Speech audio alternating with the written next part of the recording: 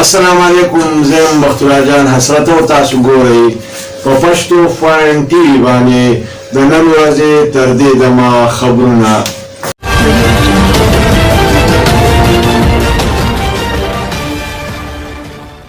د ټولو اول سر خبرونه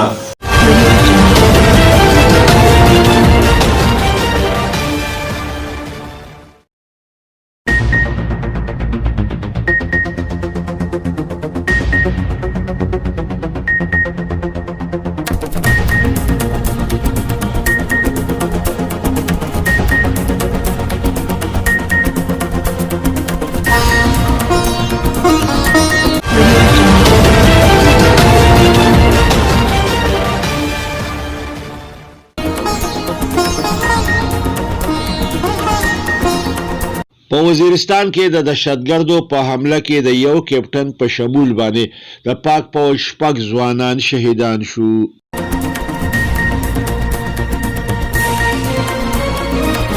په ګوادر کې د دهشتګردۍ په یو کارروایۍ کې د اپسي 7 ځوانان شهیدان شو.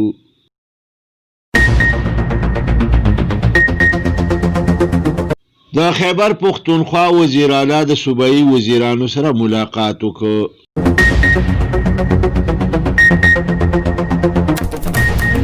کامران بنگش د پښتو اکیډمۍ د نوي بلاک افتتاح وکړه.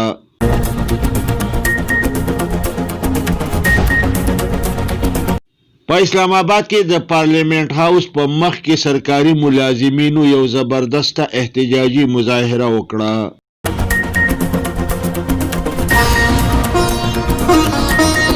د جمهوریت اسلامي مرکزی امیر سراج الحق په کراچۍ کې حقوق کراچۍ مارچ ته وینا وکړه.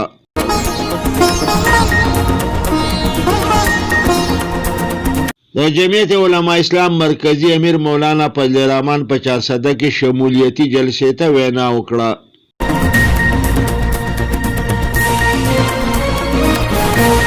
په ګجرانواله کې شاهد خاقان عباسی او نورو مسلم لیګیانو مشرانو یو خبري کانفرنس ته وینا وکړه.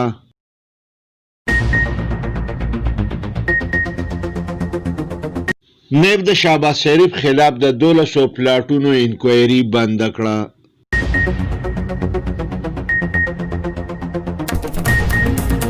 په دیر کې ځمکه وچاوده او سړک پکې لاندې لاړو.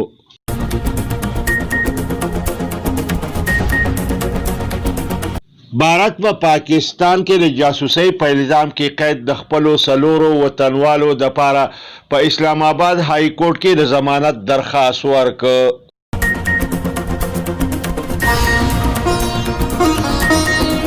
امریکایي سیکرټري خارجه او سعودي شهزاده یو ځای پریس کانفرنس ته وینا وکړه.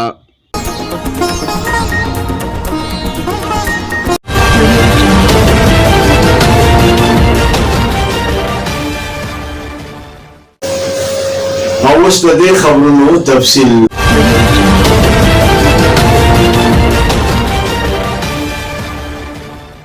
د راغلو اطلاعاتو مطابق په وزیرستان کې د دهشتګردۍ په یو کارروایۍ کې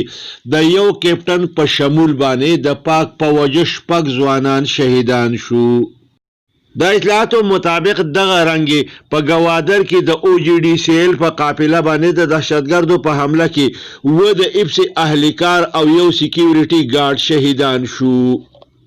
د خیبر پختونخوا وزیر اعلی محمود خان د صوبایي وزراو کامران بنگش سلطان خان او اکبر ایوب سره ملاقات وکړ.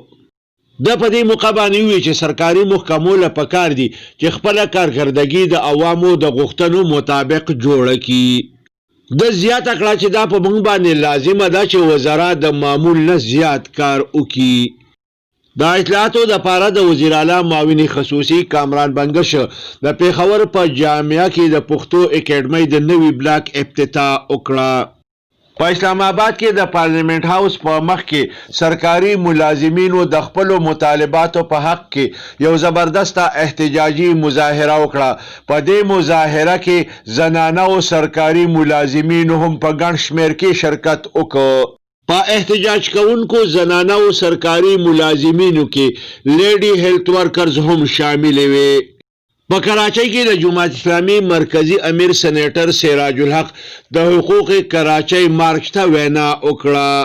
د پدې مقوي چې د کراچۍ د حقوقو د پاره به د عوامو او د ایوان په دوانو پرمځواني आवाज اوچتوما د پدې مقوي که حکمرانانو د کراچۍ د مسایلو حل طرف ته توجه ورنکړه نو خلک به دې تېښتې ته هم پرې نږدي د جمعیت علماء اسلام مرکزی امیر مولانا فضل الرحمن په 400 کې یو شمولیتي جلسې ته وینا وکړه د وی چې د اپوزیشن اتحاد او د احتجاج اعلان د حکمرانانو حوصلې ماتي کړې دي د زیاته کړه چې حکمرانانو ته به د دسمبر د میاشتې لیدل نصیب نشي په دې موقع پخوانی وزیر ارشد عبدالله په جمعیت علماء اسلام کې د خپلو ملګرو سره د شمولیت اعلان وکړ تونکو تاسو په دې سکرین باندې وینئ چې یوې خواته شاهد خاقان عباسی حسن اقبال او رانا ثناء الله خبري کانفرنس ته وینا کوي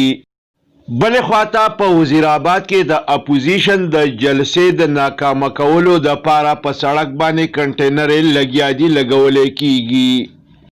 نیب د اپوزیشن لیډر شهباز شریف خلاف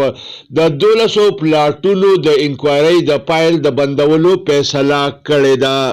په دې لړ کې نیب ویلي دي چې دا کیس نه ثابتې کی ځکه چې د دې سره ثبوتونه نشته او فایلونه سوځېدلي دي د اطلاعاتو مطابق د بردیر په علاقه کې وایي چې ځمکه اوښلېده او سړک پکې دننه ورغی وایي چې دا رنګې د خوا او شا په علاقو کې هم د ځمکې مخ لګیا دی ځمکې ته دننه طرف ته روان دی د آبادیانو د راپرېوتو خطره پیدا شوې ده خلکو کې زبردسته یره ده وایي چې په سړک باندې آمد و رفت په مکمله توګه باندې بند کړی شوی دی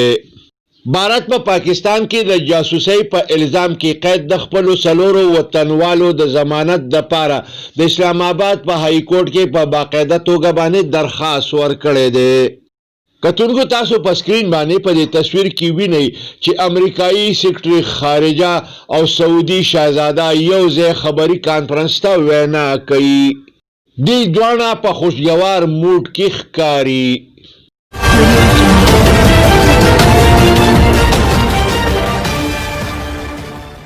دیسا د نن ورځې خبرونه پای ته رسي ښاد او آباد اوسئ د لوی الله په امان